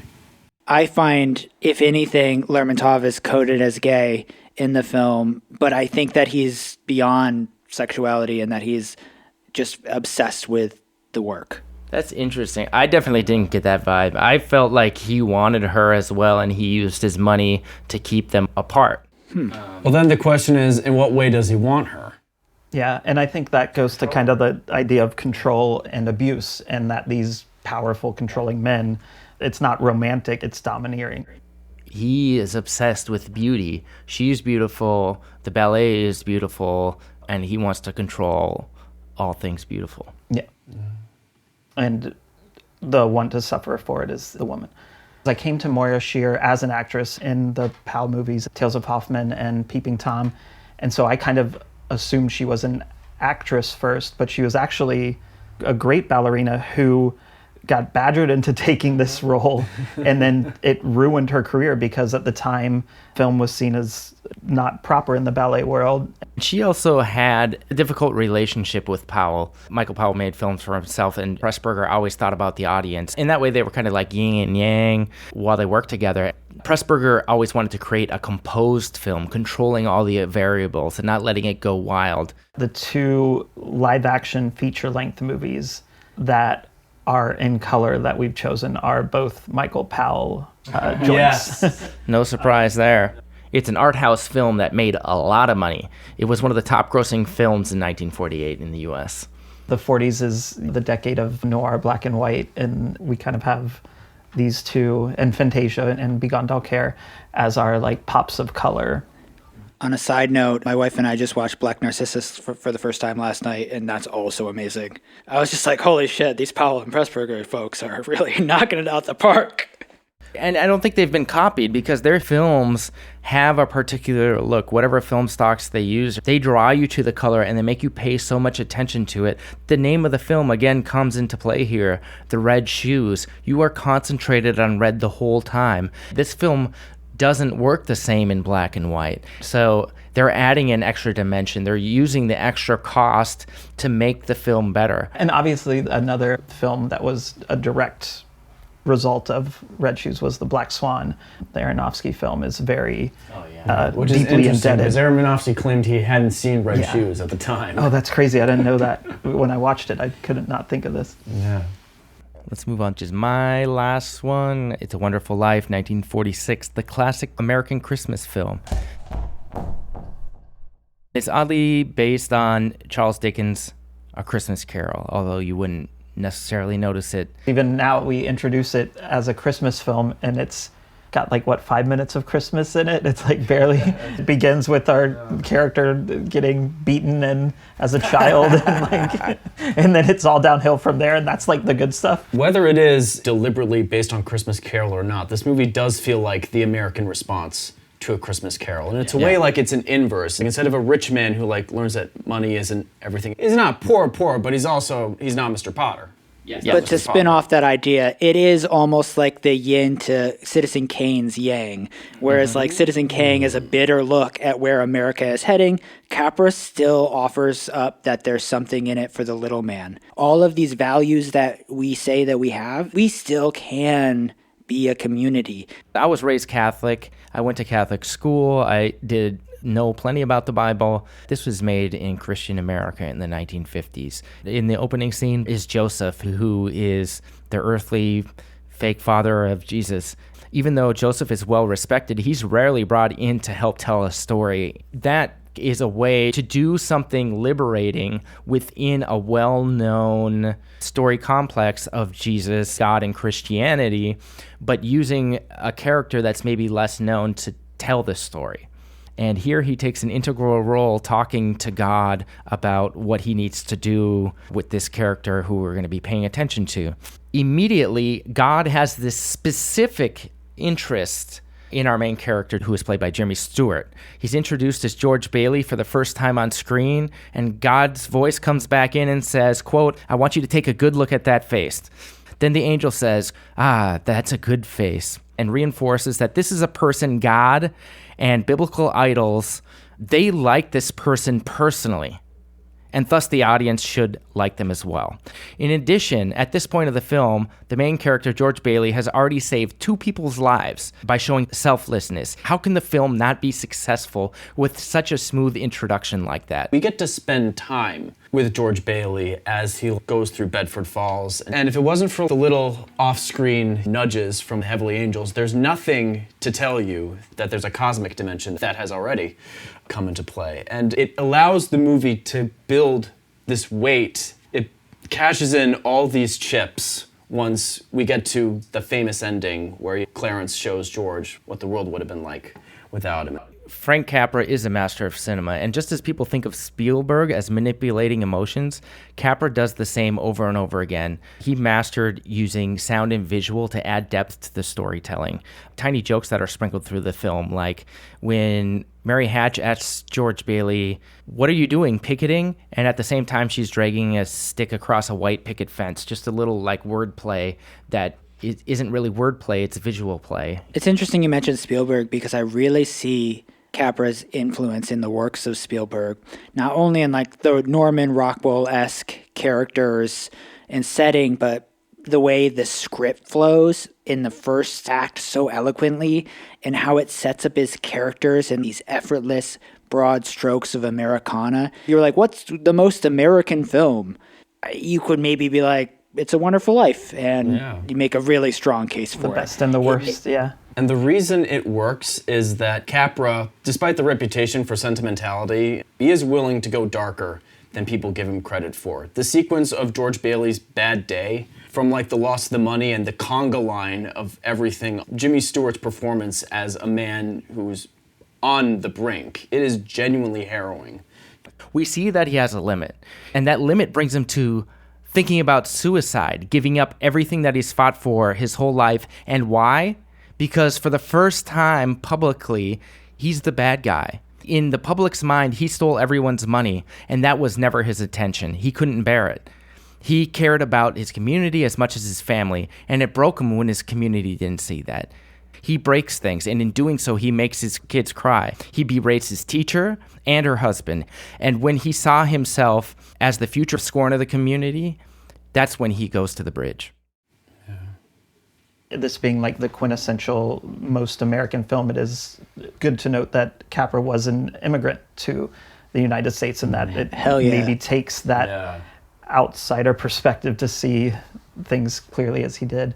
And this is also another post-war film. Both Capra and Stewart are coming off of the war as seeing the worst of humanity. But going from the worst to the best of humanity, one of the things that makes this work is the date with Donna Reed and Jimmy Stewart early on. So good. The way they look at each other, the way that they're filmed, because you so fall in love with them in that sequence and you see them falling in love with each other. When she comes back from New York and he's starting to date her again, it allows you to kind of forgive him for being a dick. It carries through to the end, which is almost like a return to that moment. He's loving being himself again for the first time we've seen on screen in a long time. And the angel gets the wings and it's all, I don't know, emotional. He spent his life giving to this community, putting his own dreams on hold. Just the way that it's constructed is pretty amazing, especially once they're talking to Mary's boyfriend, seeming to have a normal conversation audibly on the phone. But how it's framed is one long take as a close-up on the two that have to hold the phone and together. Their heads to are listen. so close together, and they're so aware of each other's presence. They're two destined lovers at that point, and it's just a simple shot. And then that romantic feeling, to say it nicely because it's a Capra film, explodes into a passionate embrace in front of Mary Hatch's mom, who leaves the room in hysterics because of the betrayal. And I think that part is also so slick, the way Capra put it together, because the audience already knows these two are made for each other, but they might feel bad about this cheating on this guy who's innocent off screen. Mary's mom going into hysterics. It lets us laugh at it. It's somebody else feeling that for us. So that's not what Capra wants us to feel, but he recognizes it. She leaves the scene and then we can move on with the story. It's not a big deal. It's definitely understated just how much comedy is in the movie. Even when we hit Pottersville, there's all sorts of comic touches. When George first meets Clarence, it's snowing out, and then when we enter Pottersville, that alternate universe, it's suddenly not snowing. He experiences Pottersville. He's driven back to the limit again. He goes back to the bridge. He is begging God to live again, and God doesn't say anything. We don't hear his voice, but if we pay attention, we notice the snow has begun to fall. He returns, and it's then that the community bands together to help him. No man is poor who has friends, and he's a man who has friends. Here's to George Bailey, the richest man in town. As Christmas as it gets. That's as Christmas as it gets. You know, we keep talking about George Bailey, and surprisingly, we haven't talked about Jimmy Stewart that much yet. This movie is not It's a Wonderful Life without him. As much as Capra is a genius, Jimmy Stewart is as well. When he was playing this movie, he's 38 years old. That's the age that I am now. No surprise, I felt it the most when I watched it this year.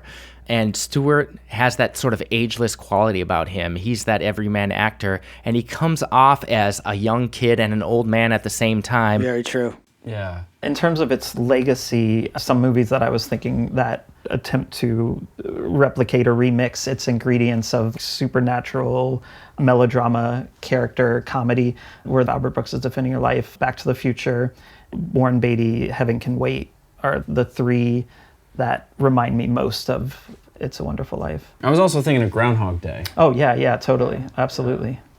People who have said that they've loved this film range from Akira Kurosawa, Frank Darabont, who did Shawshank Redemption, David Lynch. Steven Spielberg said, It's a Wonderful Life shows that every human being on this earth matters. That's an incredible statement. Orson Welles said, there's no way of hating this movie. Yeah. And the film was included by the Vatican in a list of important films in 1995. John Cassavetes is another guy influenced by Capra, and you kind of see this in the looseness of Capra's actors and their immediacy. There's a quote of his that I think about a lot where it's like, maybe there never was an America. Maybe it was only Frank Capra.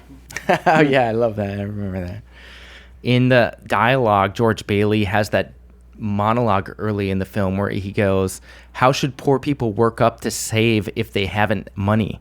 How long must they sacrifice while they make the rich richer? This movie gets across the sentimentality of the struggle of the American dream, while realizing it's still a struggle. And it expresses that, again, Christian message to help the poor around you, and that's what's important. Where has that neighborliness gone that was so important to America back in the 1940s? There's a raven that works at the bank, and there's just like a bird at the bank, and I actually was so curious about it that I looked it up, and his name is Jimmy the Raven. He was a bird star of the 40s. Capra used this raven in several of his films. They also apparently invented a new kind of fake snow for the movie that gave off less sound. At the end of this film, that really tops off everything, is the visual of 4 kids clinging to their father. And being a father now, you know that feeling. It's kind of unique and dreamy, and it is one of those American ideals that wraps up the story and wraps up Christmas. And when you watch it right before you experience that, it becomes a part of that sentiment. They say Wonderful Life didn't have a great release or anything, but it was nominated for 5 Academy Awards, including Best Picture. Capra actually didn't get hired that much after, because this thing was such a failure. I don't know if you guys know, the reason why it blew up again later was the copyright was removed. TVs put it on the air because it didn't cost anything. Capra himself said, "It's the damnedest thing I've ever seen." The film has a life of its own now, and I can look at it like I had nothing to do with it. I'm like a parent whose kid grows up to be president. That's what you call a happy ending. Right? Yeah. The copyright is still sort of in the discussion because very recently a version of it was uploaded to Amazon as streaming that excises the entire Pottersville sequence. And the reason is because the Pottersville sequence is the part of the film that is technically under copyright because it's based on an existing short story. And the rest of the movie is still technically out of copyright. So they just uploaded the whole version to Amazon without the Pottersville sequence. It's like 35 minutes shorter. Can you imagine watching the movie and it doesn't have that? That's such a different film. So it just cuts from him on the bridge to like, oh, never mind. I guess yeah, I'm cool. I guess so. It's some weird copyright thing. It's so sad because you know that somebody watched that for the first time that way, like somebody out there. All right, with that, you guys, we've gone through all of the films. We did it again very nicely. It was so cool to watch all these movies. Like there wasn't a bum one in the bunch. That's the best part about doing this. You watch all these movies from the same time period, and you start to see like, oh, a lot of these movies reflect the same anxieties, techniques, and all of this stuff. It's like going to a class, really. It's been great. I've really enjoyed doing this project, and my wife has gotten into it with me. It's really fun. Let's vote. All right. Let's get this thing going. While we're voting, you guys can listen to my good friend Shanali. Here's a track off of her new album called One Machine at a Time that I also did the official music video for. You can check that out on YouTube. Just search One Machine at a Time, Shanali, to see what you're about to hear.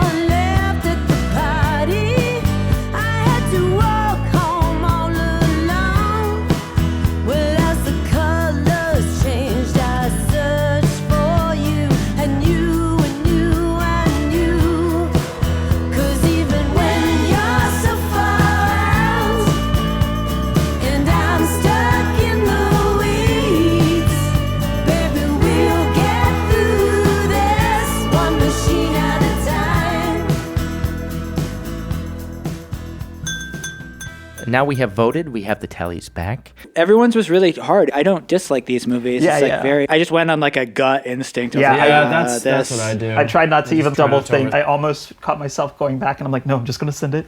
This is what. It's going to get harder and harder continuing to do these decades because even in the 40s, it was like, what do you choose? I can't believe we left out Casablanca. The Maltese Falcon. No one picked any Hitchcock movies, which was baffling to me. Oh, Hitchcock. Yeah. His best movies are coming. Yeah, his best. I mean, I'm sure someone in the 50s is going to pick. Yeah, I was surprised nobody picked Maltese Falcon. Yeah. Yeah. I love the movie. It's like one of my favorites, but like. So the winner of my nomination is Thief of Baghdad. The winner of Cecil's nomination is Meshes of the Afternoon. John Robert Hammer's nomination that broke through the finish line was Citizen Kane. Kevin Hinman's nomination that will go on to the final round is The Red Shoes. So those are our 4 finalists. That is, again, Thief of Baghdad, Meshes of the Afternoon, Citizen Kane, and The Red Shoes. Citizen Kane is a movie that explodes the possibilities of cinema, drills deep into the heart of the American character, and created a myth. It feels like the ultimate movie. The Red Shoes by Emmerich Pressburger and Michael Powell, a movie that really pushed cinema forward because it is the first great film about art in a decade that really starts to engage with the creative process directly. The effects are seamless, the ballet is beautiful, and the script is razor sharp. It has that 15-minute dance sequence in the middle, the self-reflection of the same storyline told in dance within the film in the cinematic art form. It's really special. My winner was Meshes of the Afternoon, one of the pure works of cinema. It's a silent movie that tells its entire story with vivid, bold visuals that you can't get out of your mind. And its legacy has been gigantic. You can see almost any abstract, surreal movie, and you can trace something of it back to Meshes of the Afternoon. It helped give a post-narrative form to these moving images that really works on an emotional level and a feminist level. It's one of our few female-directed choices. You really get to follow her journey in a way that most male directors would never have thought of. This, along with Citizen Kane, are films that are always taught in film school. That means something. That means anybody who's interested in becoming a filmmaker before they finish college is going to see both of these movies. But that being said, I'm going to argue for Thief of Baghdad. Aside from touching this cinematic film class that Scorsese was in, that De Palma was in, that Coppola said that affected him more than any movie in his life. Aside from the amazing storytelling, the beautiful colors that Powell incorporated, they invented probably the most used special effect and the most famous special effect in green screen and chroma keying. They did it successfully in a detailed and intricate way that is unforgettable. With that, we're all going to rank these, and we're going to come back with a winner. Since Shanali's music is so great, I couldn't help but help out with another music video. This track is called Driving Nowhere. We made it to the other side. You said we'd always survive. That's how it sounds when I turn shy. I'm in town to stick out my space on your mantle. I miss all your parts and your strange angles. I'd rather not know what you've been up to. Do you still stay up late and watch Dazed and Confused? These are the things that are not allowed. These are the things I can't live without. You're off the hook, we're driving nowhere.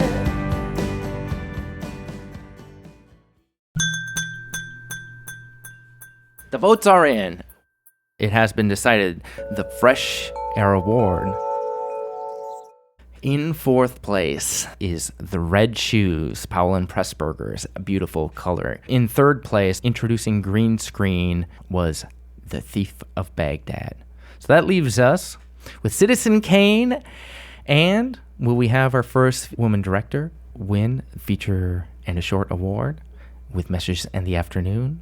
No, we will not. Citizen Kane, the typical winner, No, we will not. wins this one. Okay? So I hope you guys are happy. That's where we are. It's hard to be basic, but sometimes it's the right thing to be.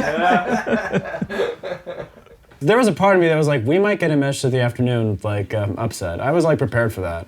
I felt like that could happen, but All 4 of those films, incredible films. yeah. Every single one, I was like, that's too low. And and really, I would say all of the films that are talked about in this podcast, these films all push cinema forward, and a lot of them are available on streaming platforms like Max and Criterion and things like that. Or YouTube for Hellzapoppin. Or YouTube.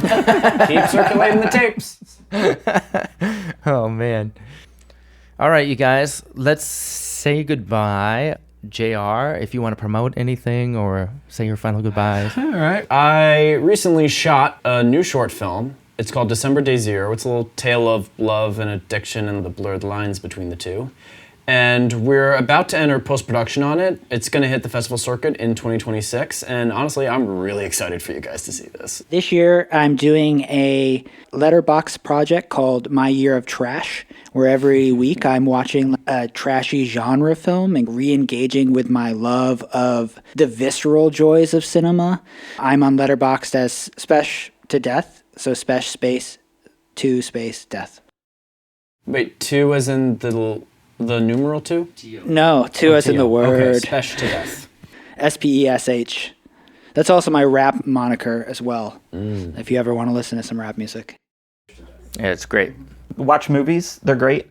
I have that to recommend, especially some of these 40s ones. And if you're ever in Brooklyn on a Tuesday and want to try some tough but fair trivia, join me and my co-host Shay Fillmore at the Nighthawk Prospect Park. We usually do it on the first and third Tuesday, but you can check dates at the website if you just Google that. Thanks a lot for coming out and chatting with me. Just for 4 Winds forecast to look forward to. We're still working on some features that are going to be coming out next year. Check out Love Set's Maneuver and then my own frames of reference. But on top of that, something that you can watch right now is American Godfathers, The 5 Families. It's a 3-part series out on history. You can also rent it on Amazon and different places. I worked with the Barnacle Brothers as an editor. It is quite popular, going through 150 years of Italian New York mafia, something everybody loves. It's really fascinating, and you'll learn a lot about the mafia that you didn't know you didn't know. So, And what's that on again, Justin? it's on history. You can rent it on Amazon. We might do a little bit more on Feature and a Short. It's on a little bit of financial pause, aside from the Fresh Air Award. We will definitely be watching the 1950s next year, so stay tuned, watch at home, so you can play along and tell us what we missed. With that, I'll talk at you soon. Thank you. Au revoir. Bye, everyone. Bye. Thanks for having us.